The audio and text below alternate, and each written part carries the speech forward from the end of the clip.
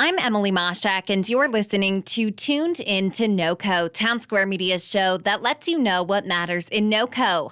I'm talking today with Jim Herlihy, the Senior Director of Marketing and Communications at the Alzheimers Association's Colorado chapter, about November, which is National Alzheimer's Disease Month. So let's jump in, and thank you for coming back on the show. But for our listeners who may have missed you last time, could you just give me a bit of background about you and how did you find your way to the Alzheimer's Association? Well, I've been with the Alzheimer's Association about 6 years now, and I'm a career communications professional. But what I have found is that this disease, is certainly very unique in that it affects so many people around the world and in the United States and here in Colorado, but is really not very well known until it touches our families. And there's 76,000 Coloradans living with this disease. And for each of them and their families, this is a tragedy because this is the sixth leading cause of death, and it's the only major disease without a prevention, treatment, or cure. Right. And now we brought you on because November is National Alzheimer's Disease Month. What does this month mean to the Alzheimer's Association? Well, this is an important month for generating some of that awareness. And this month was created by President Reagan in 1983, but President Bill Clinton adjusted that during his term of office to include caregivers. And that's really a critical element of this because there's more than 2 caregivers for every person living with the disease. And by caregivers, I'm talking about unpaid volunteers, typically family members and close friends who are giving enormous amounts of their time and energy and even money out of their own pockets to care for loved ones. And this month puts a spotlight on them to recognize how much they're giving back. And you mentioned the awareness piece with this month. What do you think our listeners need to be more aware of when it comes to Alzheimer's disease? Well, an important part is that Alzheimer's is not a part of normal aging. And I think for a lot of people, they still think in terms of senility, when someone is getting older and they're not, as sharp or adept as they once were, or their memories are fading. There are a lot of things that are normal aging, and we all forget where we park our car or where we put our keys or things like that.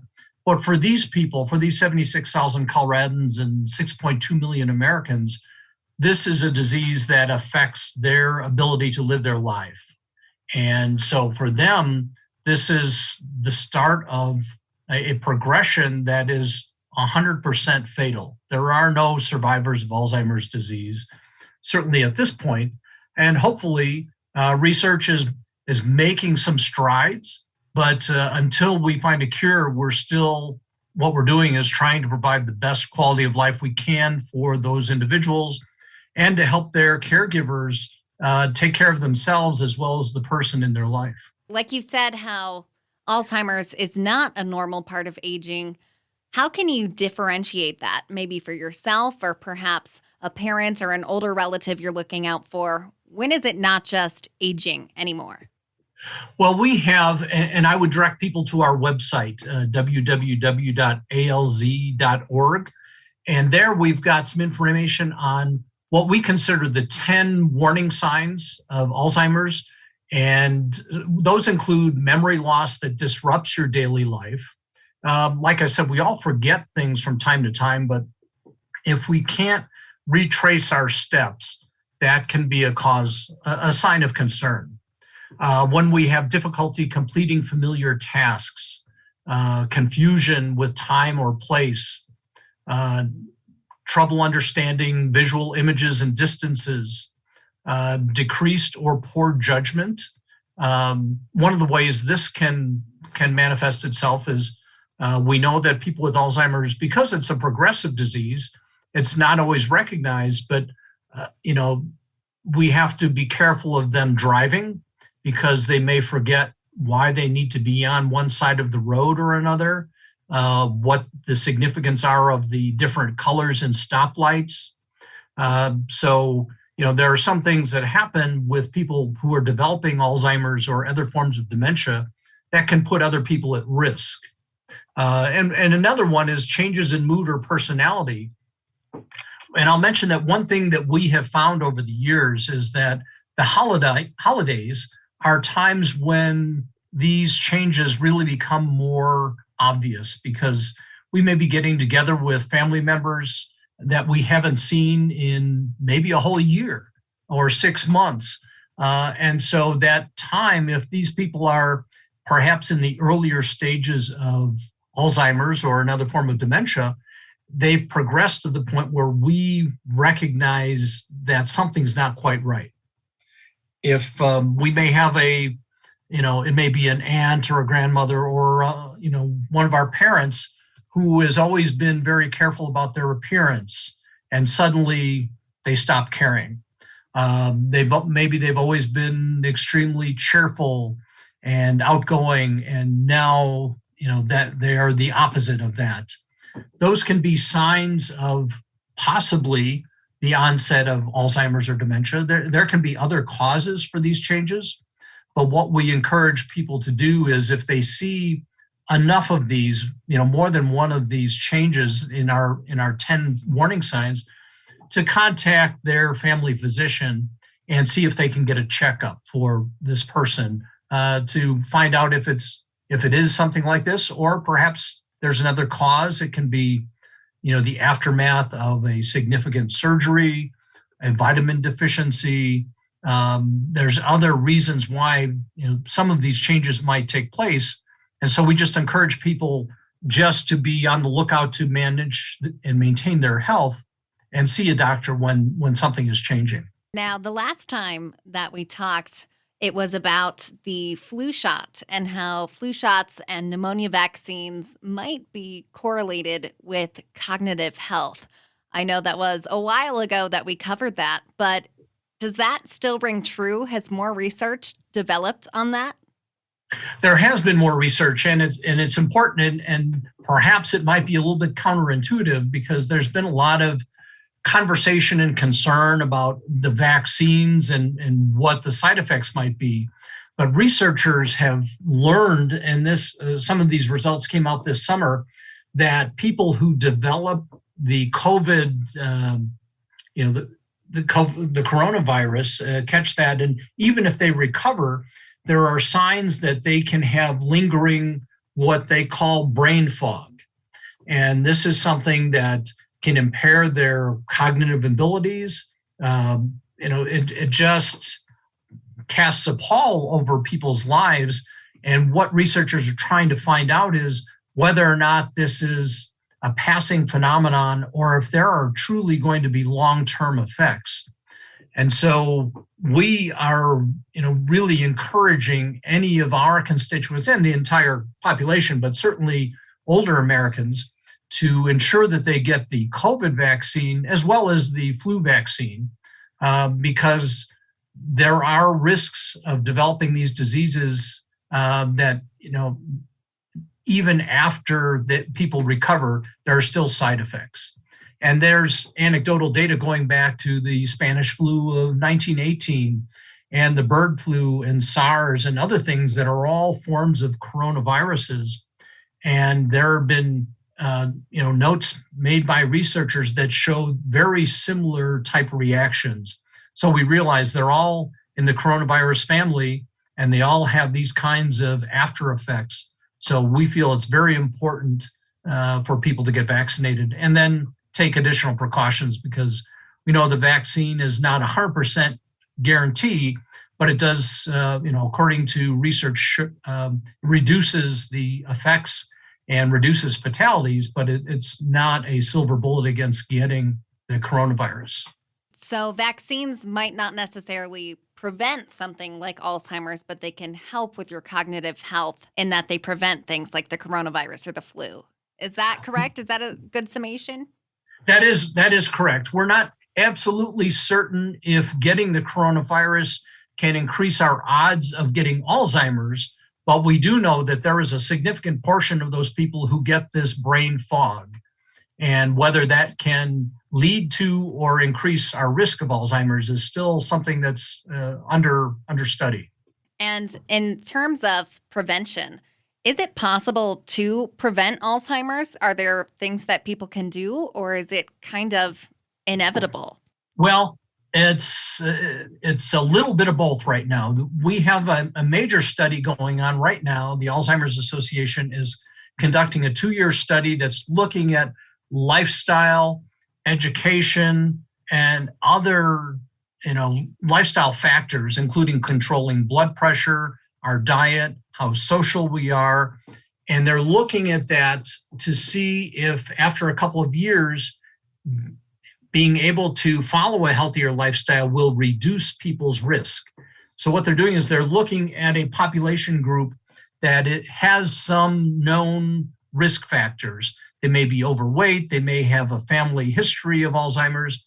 And so they're putting them into groups where one group is doing this lifestyle adjustment voluntarily, and the other is having it more imposed on them to ensure that they're taking these steps.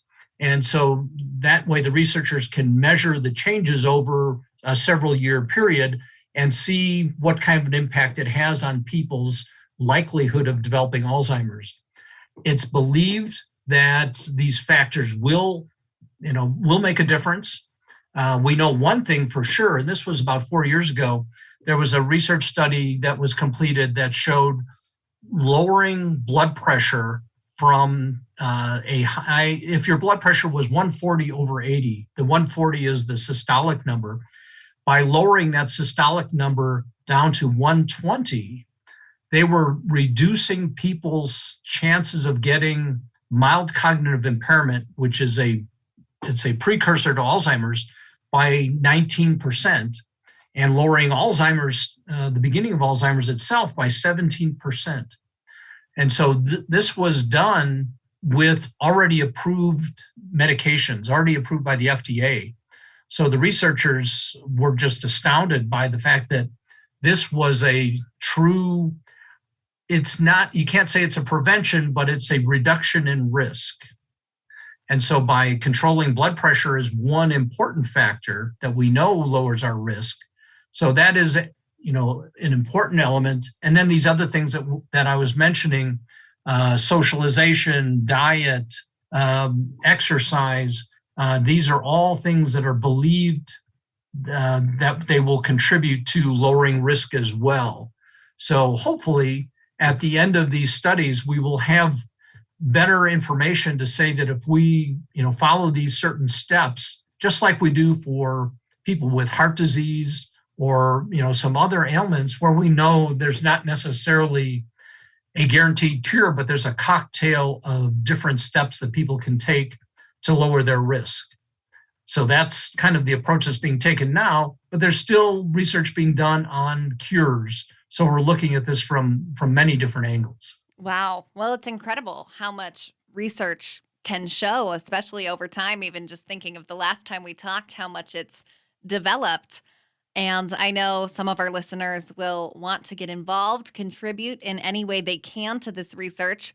Can they volunteer? Can they donate with the Alzheimer's Association? How can they go about that? Absolutely. We are really a volunteer-driven organization. We have a staff of about 35 people covering the entire state of Colorado. So we really rely on our volunteers. And there's a couple of places that people can go. One is to our website, www.alz.org/CO. And there they can find information not only about the disease and about our programs and webinars and other things that are all offered at no cost to families, but there's information on there about being able to volunteer as well. Or they can call our 24-hour helpline. This is staffed around the clock by trained professionals and people who have questions, whether it's about how to get involved or what can I learn about the disease or where can I find more information. They can call this number, and that's 800-272-3900. And, as long as you identify what it is you're looking for and how you want to get involved, they can help direct you, and they'll get you right back in touch with the staff right here in Colorado. Well, that is great. And I want to thank you so much, Jim, for coming on the show. It was a pleasure to talk to you again. Do you have anything else that you would like to add or that you would like our listeners to know? Well, I would just say that if you are acquainted with anyone who is a caregiver for people living with Alzheimer's, hopefully you can have some offer them support when you can. Sometimes it's just an ear, sometimes it's a shoulder, somebody to talk to, because these folks on average are giving 26 hours of their time per week to care for loved ones. And this is an exhausting undertaking, but that it's taken out of love. And we realize that, we do things for our own families that are above and beyond. And so if you know any of these caregivers, hopefully you can show them support and help them realize that their contributions are valued and important in the lives of the people they're caring for. Great message. Thank you, Jim. Thank you, Emily. Again, that was Jim Herlihy talking about National Alzheimer's Disease Month. You can learn more at alz.org.